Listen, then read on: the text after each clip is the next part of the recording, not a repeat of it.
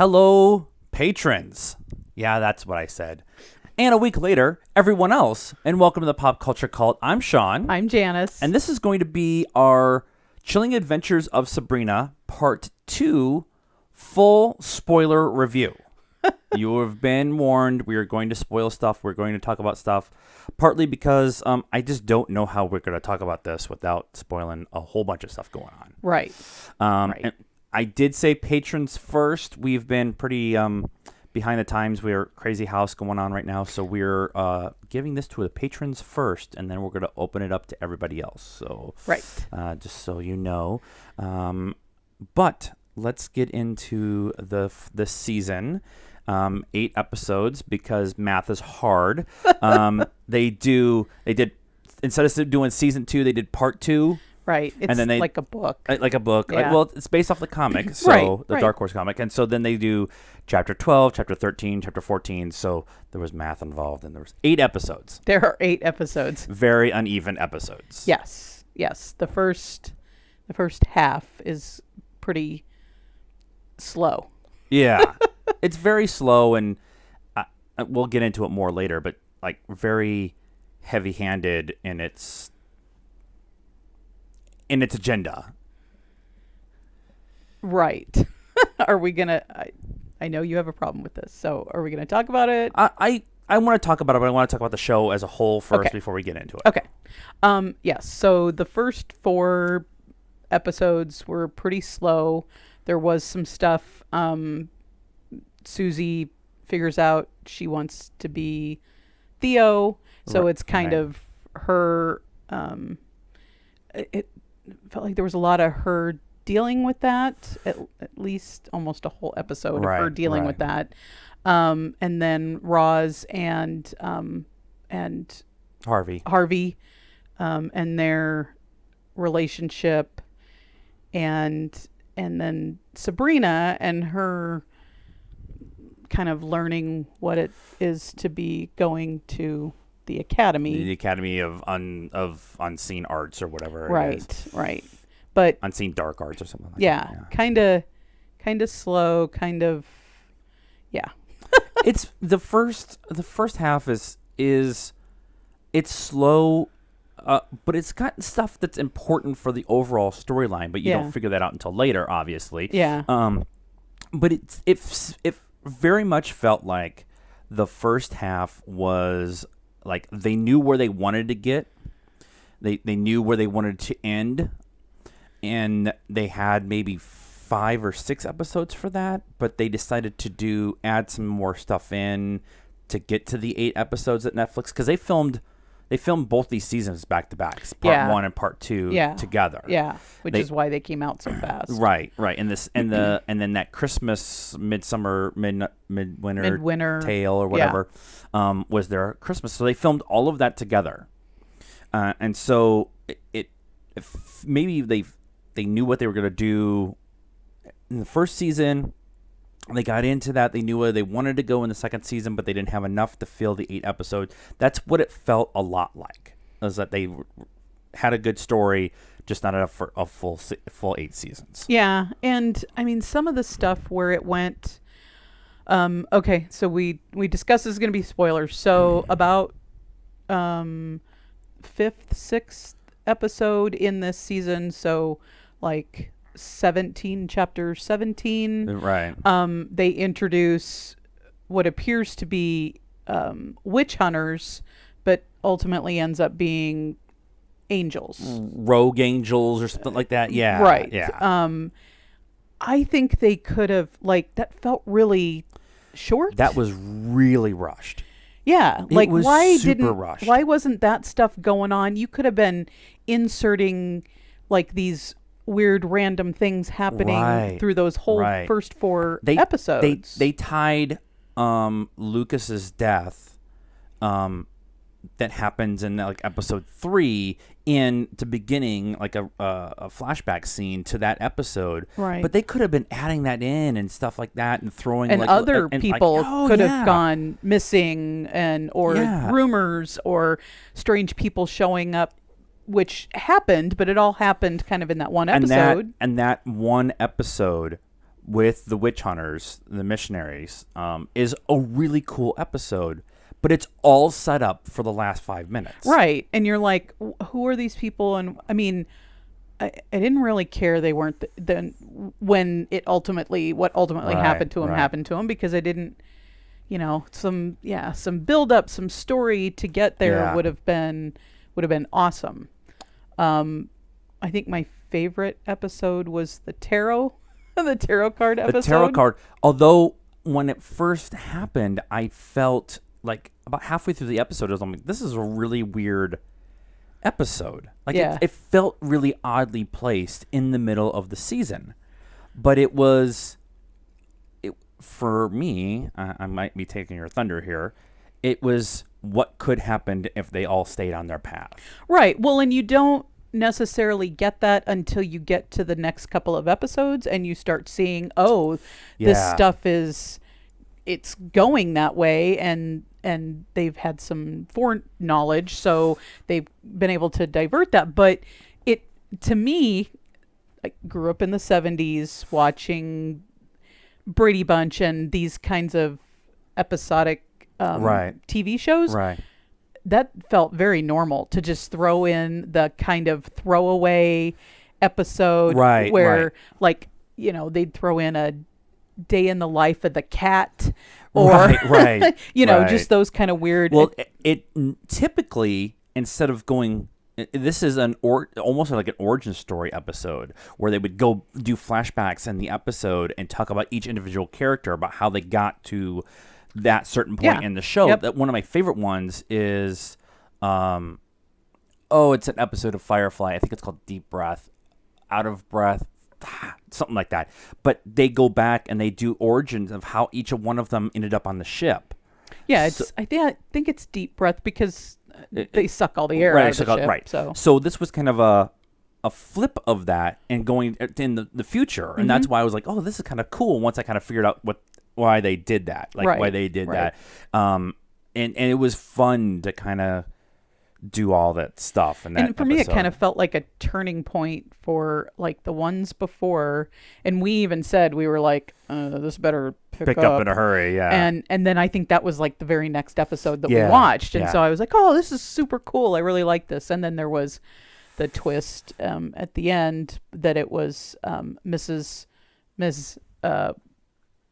Hold Missy. on. It's Missy. No, it's not Missy. Lilith. Mrs. Wardwell. Wardwell. Mary Wardwell. Yeah. The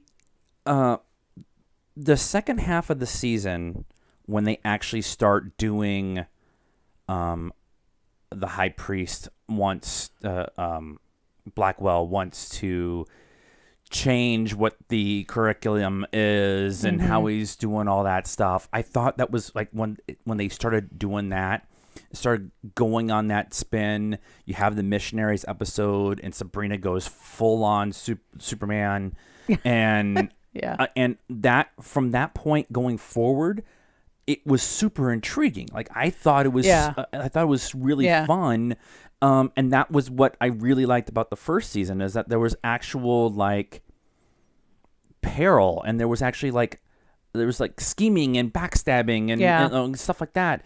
And the first half just like it was character setup is really what it came down to. It was like high school drama, and maybe that's just because we're not into that kind of CW kind of angsty high school drama-y stuff. And which is why we don't watch Rivendell, because that's what all of Rivendell is about. And this is in the Rivendell universe. Yeah. The climax of the whole series, too, I thought was maybe again rushed. Yeah. Like maybe they could have put that over 2 episodes. Yeah, because that last episode was like everything all at once. Everything all at once, and we're gonna tie it up with a cute little cute little bow, and then we're gonna turn around and set up the next season. Right. All in like the last 7 minutes, and that part too, kind of. Although I liked that.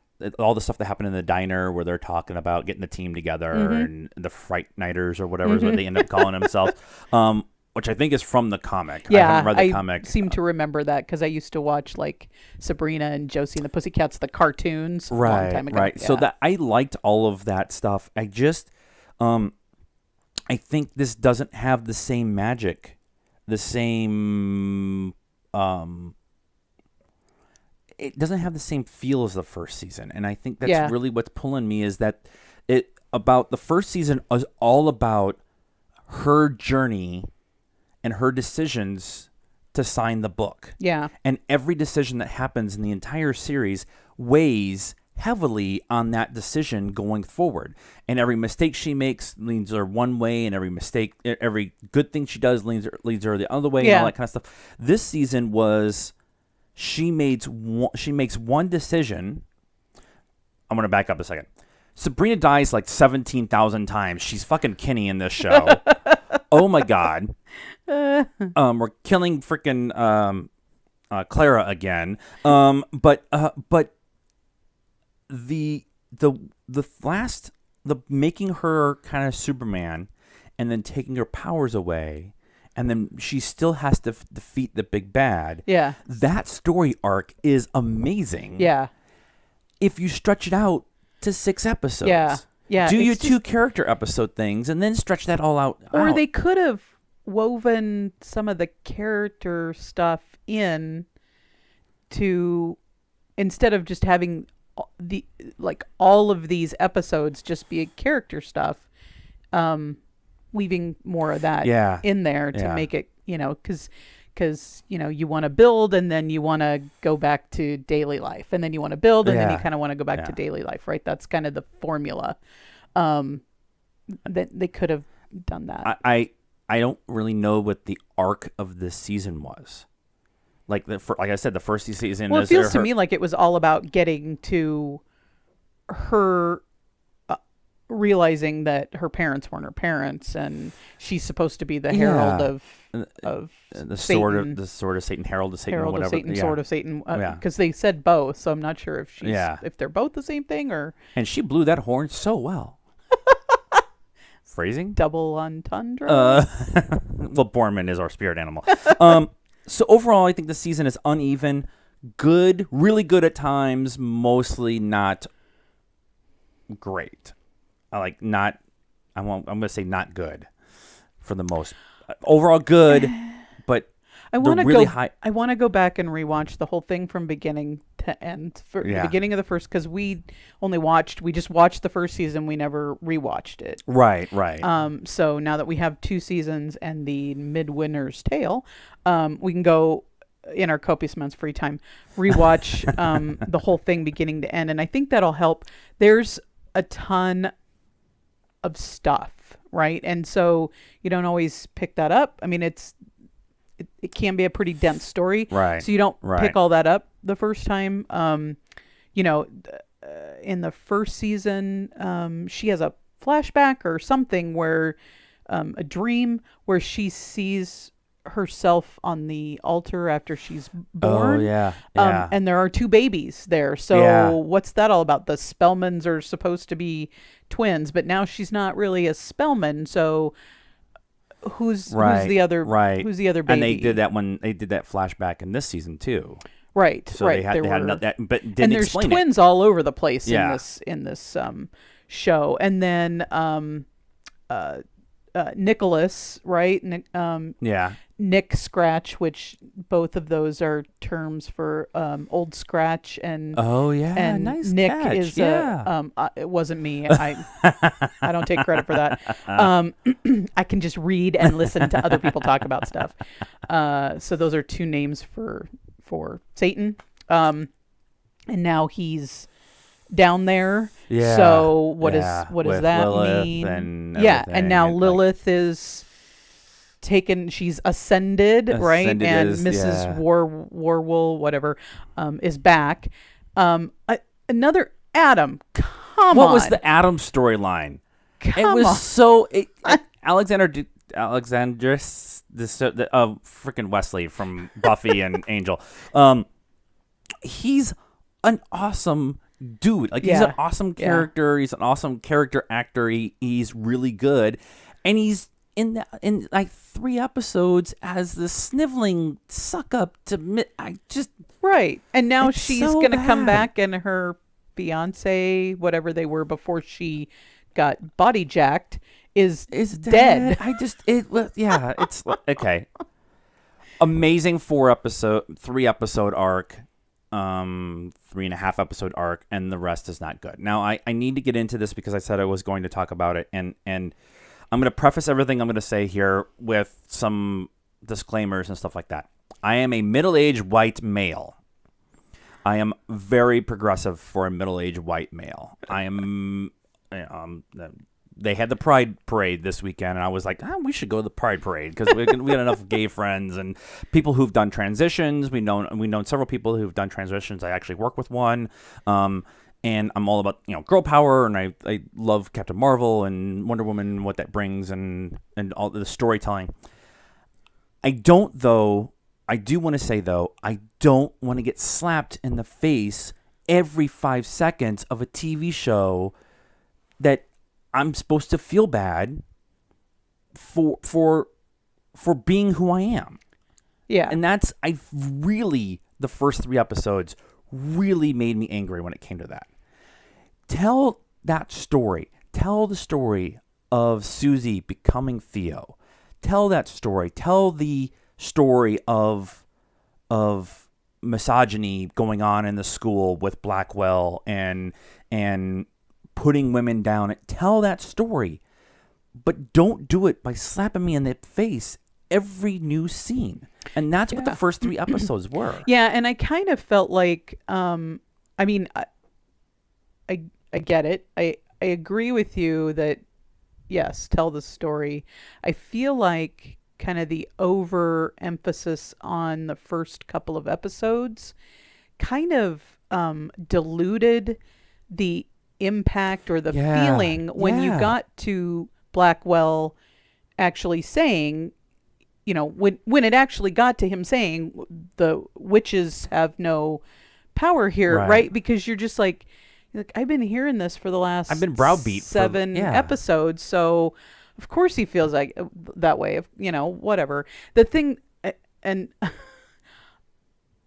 Wiccans, real life witches, real life people who are Wiccan. Right. The Wiccan religion is very much the opposite. I am confused by their vernacular in this show. Right. Because they call everybody witches and warlocks, which are the terms that the Wiccan religion uses. Right. And they are very female goddess based. Right. Women make the babies.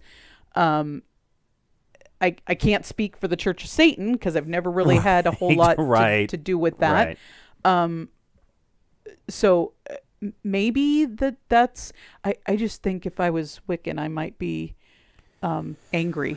You can sue like the Church of Satan did for using for Beelzebub's statue or whatever. I just and don't stuff like know that any religion, any major religion being like that would make it very long in today's world. But I mean, honestly, Blackwell was being he was going against the church, church and stuff like that. It just became it just took the entertainment of it out.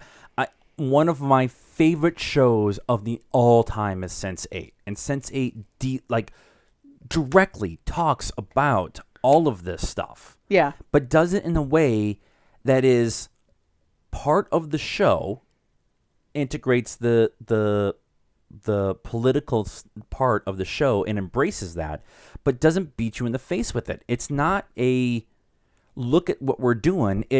This is just part of the story. And and I think maybe back where we were talking about earlier, where we kind of felt like they could have integrated a lot of the storytelling that they did in the first 3 episodes where they were where they were talking about these issues, integrating them more into the wholeness of the series instead of having, here's the first 3 episodes where we're talking about this. Yeah.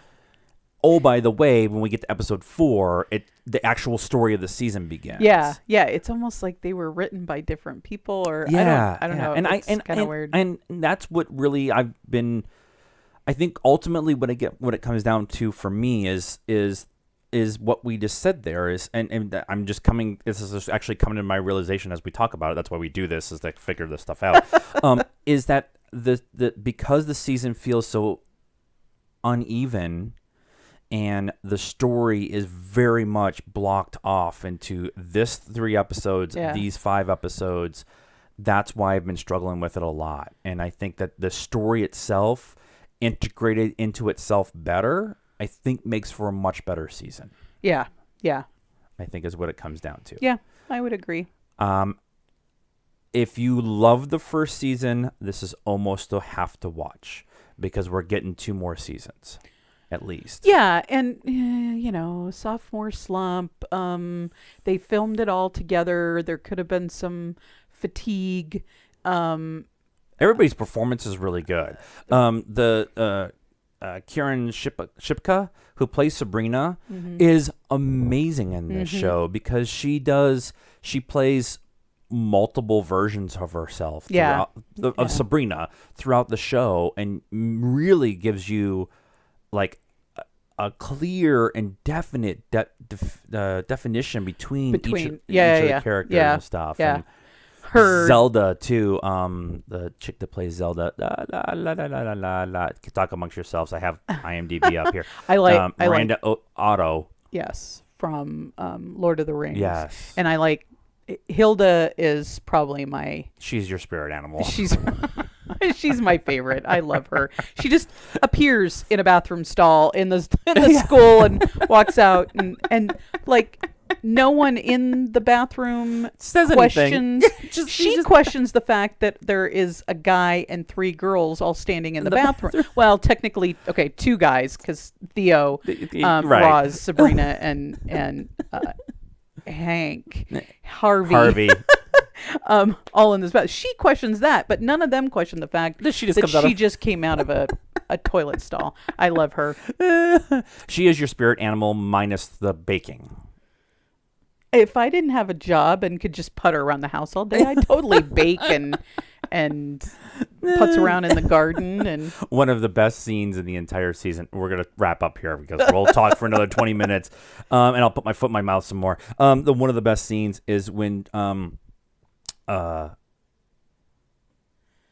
what's his name? Oh my God, his name just left me. Ambrose. Ambrose is under arrest. And Hilda shows up with like a pot with a full cooked chicken and convinces Brutus to go eat the chicken and then throw the bones at him. Yes. And like she's like trying to go in and see Ambrose she suggests it and stuff. And then she's like, Prudence does it. And Prudence does it. And then she just Prudence throws the bones in there, and Ambrose just sits there and he looks down and he's like, oh, and we're like, what was that? And like 5 minutes later, they're like, oh, he can make a skeleton key. Right. And so they show him making the skeleton key, unlocking the door. I'm like, oh, that's amazing. Well done. I knew it had to do, like it was going to poison them, or he was going to erect some poisoning was later. Golem or something out of yeah. And I'm wondering who the big bad is going to be next year, because Dark Lord is Lilith is something, I don't know what. Anyways, we're going to go on a tangent here. So that is our spoiler review of part 2 of the Chilling Adventures of Sabrina. Right. We just say Sabrina in the house because Chilling Adventures of Sabrina is way too long to say. Too long. What did you guys think? Let us know. Leave us a comment and tell us what you thought of the season if you've watched it. I hope you've watched it if you have dealt with this 25 minutes of us spoiling it. We told you, spoiler review. Let us know. If you are not already a patron, please sign up. All the information is down here, and help us out there. Subscribe to the YouTube channel too. We're building for some stuff. We've talked about this. We're in a move process, so our regularity is a little iffy right now, and so. Yep, but we've already purchased some music, and we're working on some artwork, a logo, and some stuff. Proper logo. We've got and all kinds of plans. Yeah. So thank you for helping us out. Thank you for helping us on the Patreon, and ask your friends to come support us. $1 a month. That's all it takes. $1 a month. And I promise to be better about it once we figure out our living situation because we're homeless. All right. Thanks, patrons. Thank you, YouTubers, for watching. And until next time, good afternoon, cult members.